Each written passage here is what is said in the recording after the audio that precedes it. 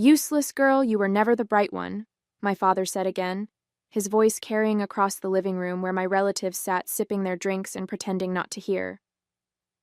I stood frozen, the certificate I had been so excited to share still clutched in my hand, suddenly feeling like a child's drawing rather than the regional business competition award it was.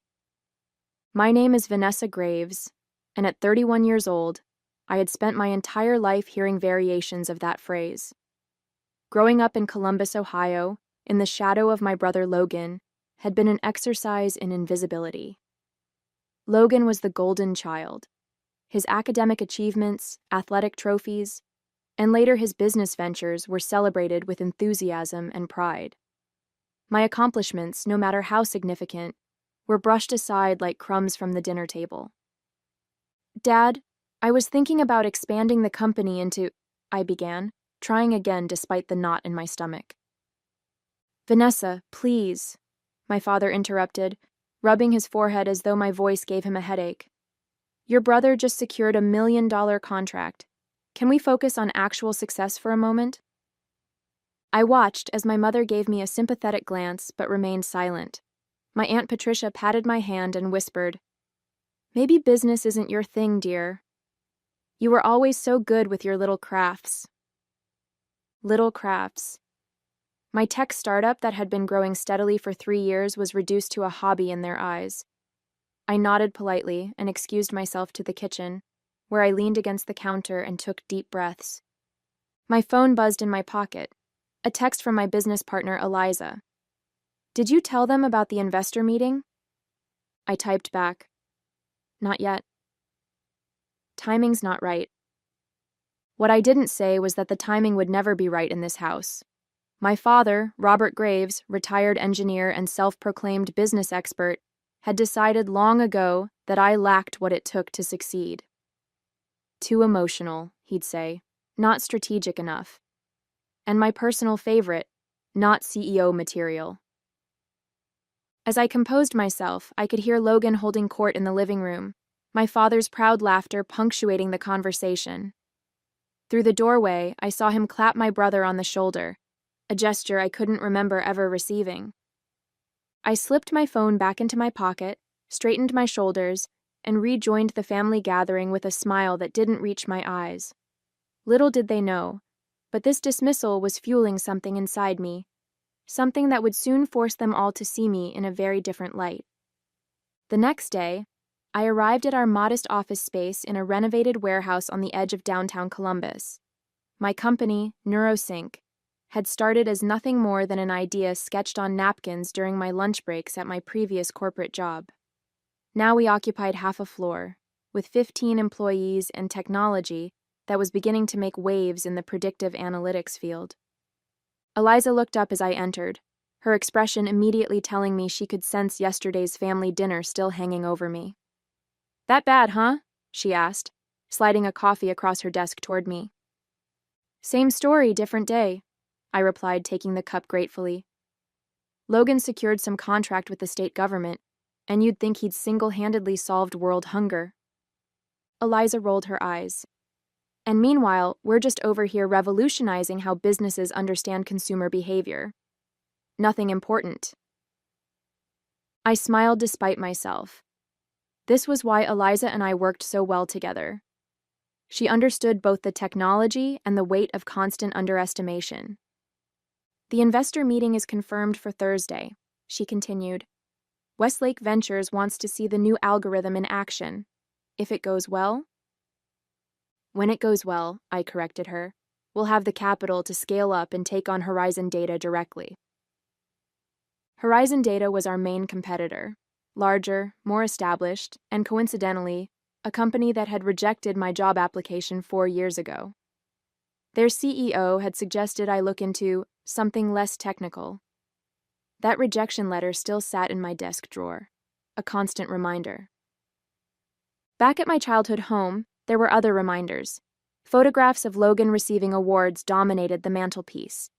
The newspaper clipping about his scholarship to Wharton was framed in the hallway. My graduation photo was somewhere in a dusty album, rarely seen and never displayed. During my college years, I'd come home excited about being selected for an exclusive tech internship, only to have my father wave it off and ask when I was going to find a real career path. When I made the dean's list studying computer science, my mother merely noted that it must be getting easier these days. I had learned to stop sharing with them, to keep my dreams and achievements tucked away where they couldn't be diminished. For 3 years, I had lived in a tiny apartment, eating ramen noodles and pouring every dollar back into NeuroSync. I worked 18-hour days, read every business book I could find, and learned from every mistake. All while hearing my father's voice in my head. Useless girl. You were never the bright one. The conference room at Westlake Ventures felt too warm, despite the sleek air conditioning units humming quietly overhead. I adjusted my blazer and glanced at Eliza, who gave me a subtle nod. We had practiced this presentation a dozen times, but the stakes had never been higher. As you can see from our projections, I continued, gesturing to the screen behind me, NeuroSync's algorithm has consistently outperformed market standards by 27%. What this means for retail implementation is an unprecedented level of customer behavior prediction. Gregory Westlake, the silver-haired founder of the venture capital firm, leaned forward slightly. And your competitors? How does Horizon Data's new platform compare? I had anticipated this question. Horizon's approach relies on historical data sets. Our algorithm incorporates real-time emotional response indicators. Simply put, they can tell you what customers did yesterday. We can tell you what they'll do tomorrow. The room shifted. I could feel the energy change as the investors exchanged glances. This was the moment. The tipping point I had been working toward for years. 2 hours later, Eliza and I stood in the lobby, still in shock. Westlake had not only agreed to invest, they wanted to lead a funding round that would value NeuroSync at $90 million. The deal would transform our company overnight and position us as the industry leader in consumer predictive technology. We did it, Eliza whispered, her usual composure cracking as a grin spread across her face. Vanessa, we actually did it. I nodded, a strange numbness replacing the adrenaline that had carried me through the meeting. We need to call the team, and the lawyers, and... My phone rang, interrupting my mental list-making. It was my mother. For a moment I considered letting it go to voicemail, but some old habit made me answer. Hello? Vanessa, don't forget your father's retirement party is next Sunday. The whole family will be there, and it would look strange if you weren't. You know how people talk. I closed my eyes briefly. Yes, Mom. I'll be there. Good. Oh, and Logan just closed another deal. He'll be announcing his promotion to vice president at the party. Isn't that wonderful? Maybe you can bring those cookies you used to make. Everyone always liked those. The contrast was so stark it was almost comical. In one moment, I was negotiating a multi-million-dollar deal that would change the face of an industry. In the next, I was being asked to bring cookies to celebrate someone else's success. Actually, Mom, I might have some news of my own to share by then. That's nice, dear. Just remember your father doesn't like anything too sweet. The doctor says his blood sugar... As she continued, I caught Eliza's eye. She raised an eyebrow questioningly, and I just shook my head slightly. Some things never changed, but I was about to. The week that followed our successful pitch was the most intense of my professional life. Days blurred into nights as lawyers drafted agreements, term sheets were negotiated, and press releases were carefully worded. I existed on caffeine and determination, barely registering the outside world beyond the whirlwind of NeuroSync's impending transformation. Thursday morning, I was reviewing the final investment documents when Eliza burst into my office, her typically composed demeanor replaced by barely contained excitement. "Have you seen it?" she demanded, thrusting her tablet toward me. I looked up, bleary-eyed from poring over legal language. Seen what? Forbes, Business Insider, The Wall Street Journal, they're all running the story. I took the tablet, and there it was, my face staring back at me from the Forbes website. The headline read, Disruptor Alert, Vanessa Graves named youngest female CEO in tech after landmark investment deal. My stomach dropped. The announcement wasn't supposed to go public until next week, after all the paperwork was finalized, and after I'd had a chance to tell my family in person. I quickly scanned the article, which detailed the investment deal and highlighted my journey from startup founder to CEO of what was now being called the most exciting tech firm in the Midwest. Several other outlets had picked up the story, each putting their own spin on it. Business Insider focused on the technology itself. The Wall Street Journal examined the market implications of our rise against established players like Horizon Data. But the one that made my throat tighten was from the Columbus Business Journal, our local publication. Columbus native Vanessa Graves makes history with NeuroSync valuation. Everyone would see it, including my family. As if summoned by my thought, my phone began to vibrate with incoming messages. Colleagues, old classmates, distant relatives I hadn't spoken to in years, all suddenly aware of my success. But nothing from my parents or Logan. The silence from them was deafening. "This is huge," Eliza said, reclaiming her tablet. "We should celebrate." I nodded absently, still processing the implications. "We will. But first, I need to make a call." After Eliza left, I dialed my parents' number, expecting my mother's usual cheerful greeting. Instead, my father answered. His voice clipped. "Graves residence." "Dad, it's me. I suppose you think we'd be impressed," he interrupted, "making a spectacle in the business pages." I blinked, taken aback. That wasn't intentional. The announcement went out early. Logan's been working for years to build a respectable career step by step, but you always needed to make a show of things, didn't you? The familiar sting of his dismissal hit, but this time something different followed. Anger. A show? Dad, I built this company from nothing. No connections, no family support, not even a word of encouragement.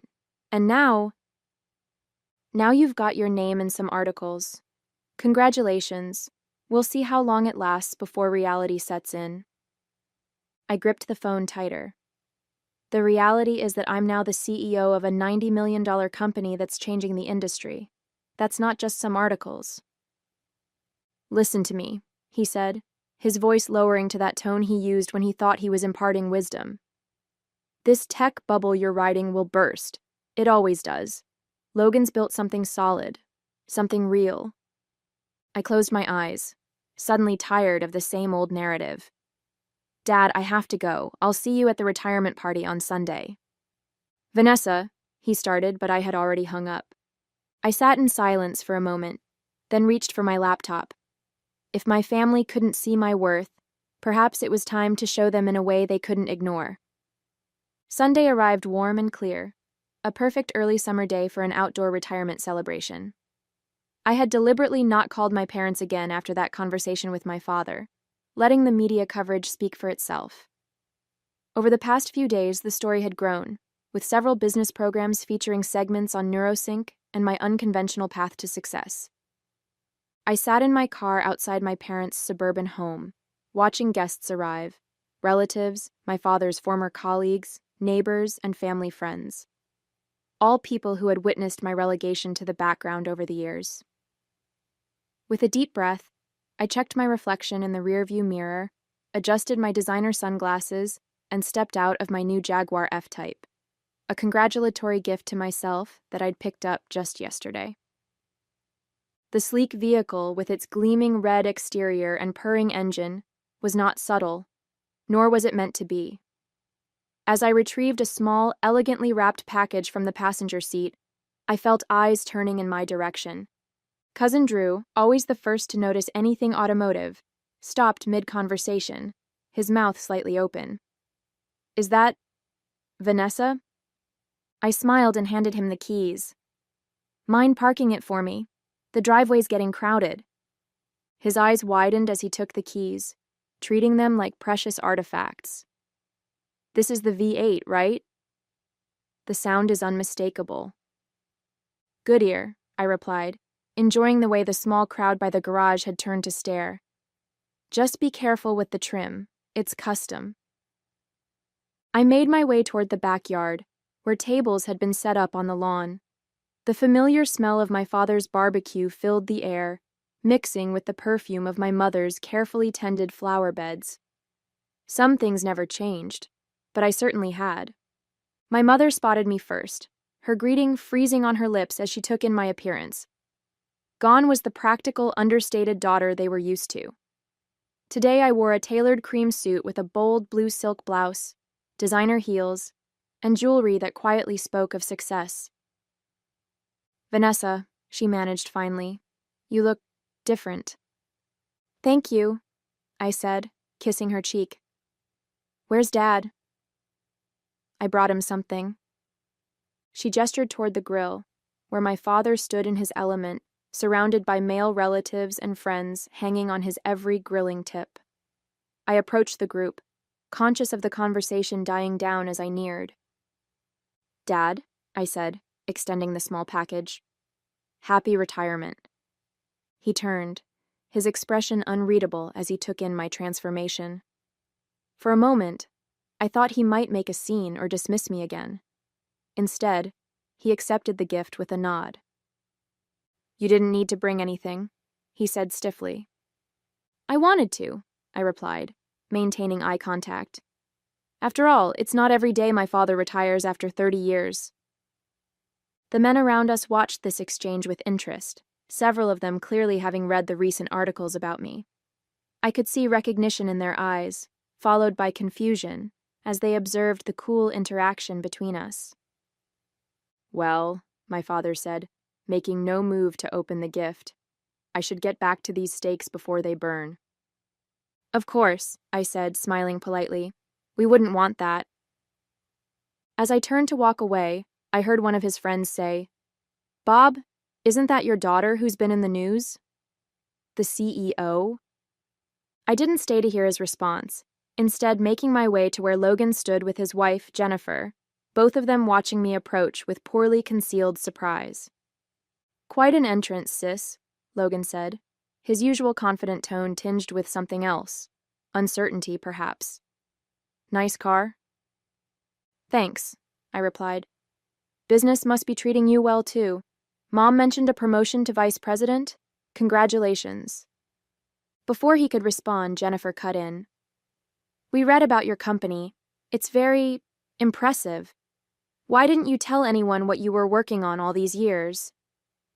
The question hung in the air, genuine curiosity in her voice. Why hadn't I?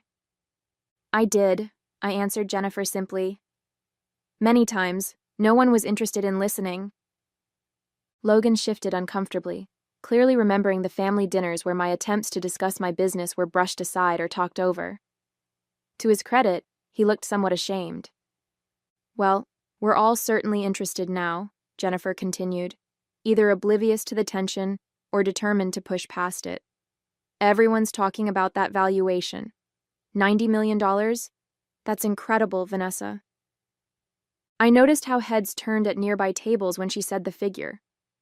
Whispers spread like ripples in a pond, relatives and family friends suddenly realizing the scale of what I had accomplished. "Thank you," I said. "It's been a long road, but the technology is revolutionary. We're changing how businesses understand consumer behavior." Logan cleared his throat. "I'd love to hear more about it sometime. Maybe we could grab lunch? My company might even be interested in implementing something like that." The irony wasn't lost on me.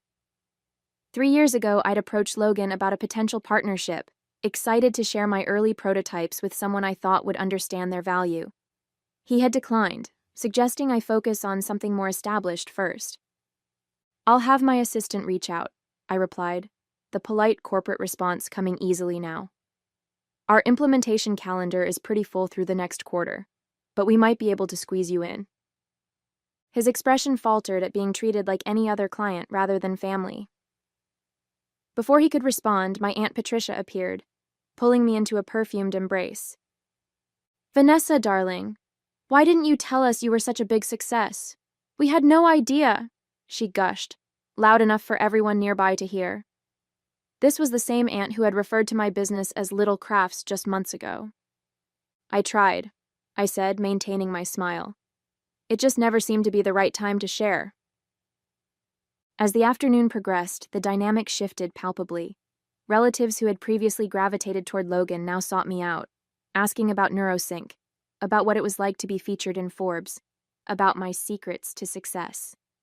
I answered graciously, but with a professional distance that was new to our family gatherings. My father remained by the grill, his domain, watching this transformation of his usually overlooked daughter, with an expression I couldn't quite read. He had still not opened my gift, a custom-engraved watch I'd had made specifically for him, bearing the inscription, "To New Beginnings. Love, Vanessa." Eventually, as dessert was being served, my father tapped his glass for attention. The backyard quieted as everyone turned toward him, expecting the retirement speech he had likely been planning for months. "Thank you all for coming today," he began, his voice carrying across the yard. "Ending a 30-year career is a milestone worth marking, and having you all here means the world to me and Joyce." He continued with anecdotes from his years as an engineer, thanked colleagues who had become friends, and then turned to family acknowledgments. "And of course, I'm proud of my children. Logan, who's making his mark at Hamilton Financial, recently promoted to vice president." A polite round of applause followed, Logan nodding appreciatively. "And Vanessa," my father continued, his voice faltering slightly as every eye turned to me, "who apparently has been quietly building something none of us fully understood." The yard was silent now, the tension palpable. I met my father's gaze steadily, waiting. "I always said she was the emotional one," he added with a small laugh that few joined. "It seems I may have underestimated how far that emotional intelligence could take her." It wasn't an apology, not even close. But it was the first public acknowledgement from my father that he might have been wrong about me. As the gathered family and friends raised their glasses, I saw something new in many of their eyes: respect. The retirement party continued into the evening, with conversations buzzing under strings of backyard lights. I moved between groups with a newfound confidence, no longer the awkward family member relegated to the sidelines. The subtle shift in dynamics was fascinating to observe. Relatives who had barely spoken to me at previous gatherings now hung on my every word. As the night progressed, I found a moment alone with my father. He stood at the edge of the yard, nursing a whiskey and gazing at the garden my mother had spent years perfecting. "You haven't opened your gift," I said, nodding toward the small package still sitting unopened on the gift table. He looked at me, really looked at me, perhaps for the first time in years. I wanted to wait until it was quieter. I nodded, accepting this explanation, though I suspected he simply hadn't wanted to open it in front of everyone after our earlier exchange. "So," he said finally. "CEO. Yes. Of a $90 million company. Yes." He swirled the ice in his glass. "And the youngest woman to do it, according to those articles. That's what they say." A long pause followed, filled with decades of misunderstanding and dismissal. "I don't understand it," he admitted. "This tech stuff. In my day, business was straightforward. Products you could hold, services you could see." I considered explaining how our algorithm worked, how it was revolutionizing an entire industry, but realized it wouldn't matter. This wasn't about understanding my business, it was about him finally seeing me. "You don't need to understand the technology, Dad. Just understand that I built something valuable. Something lasting." He nodded slowly, then gestured toward the front of the house. "That car. That's quite a statement." I smiled. It wasn't meant to be a statement. It was meant to be a reward for years of hard work. "Still," he said, his voice lower now, "pulling up like that, after all those articles, you knew what you were doing." "Yes," I admitted. I did. 2 months after my father's retirement party, NeuroSync's new headquarters opened in downtown Columbus. The gleaming glass building stood as a physical manifestation of how far we'd come from our humble beginnings in that shared workspace. Employees, investors, and local business leaders gathered for the ribbon-cutting ceremony, and to my surprise, my entire family attended. My mother hugged me tightly before the ceremony began. "We're so proud of you, Vanessa. I'm sorry if we didn't show it before." I returned her embrace, recognizing the genuine emotion behind her words. She had always been caught between my father's dismissal and her own desire to support me. Today, she didn't have to choose. Logan approached next, looking both impressed and slightly uncomfortable among the tech crowd. "This is incredible, sis. Seriously, I had no idea this was what you were building." "That's because you never asked," I replied, but without the bitterness that would have colored such a statement months ago. Success had softened those old wounds. And then there was my father, standing awkwardly near the entrance, taking in the sleek architecture and the buzz of excitement. He wore the watch I had given him, I noticed. A small gesture, but significant. I walked over to him, conscious of the eyes that followed me, the CEO in her element. "Thank you for coming," I said. He nodded, uncharacteristically subdued. "Wouldn't have missed it." I could have left it there, this tentative peace between us. But there was one thing I needed to say. Not out of spite, but for my own closure. "You know, Dad, all those times you called me useless, told me I wasn't the bright one, it hurt, but it also pushed me to prove you wrong." He looked at me, his expression a complex mix of pride and regret. "You certainly did that." "Yes," I agreed. "I did." And in that moment, standing in the building that bore my company's name, surrounded by the empire I had built, I finally felt free of the need for his approval. I was Vanessa Graves, CEO, visionary and architect of my own success, and no one would ever call me useless again.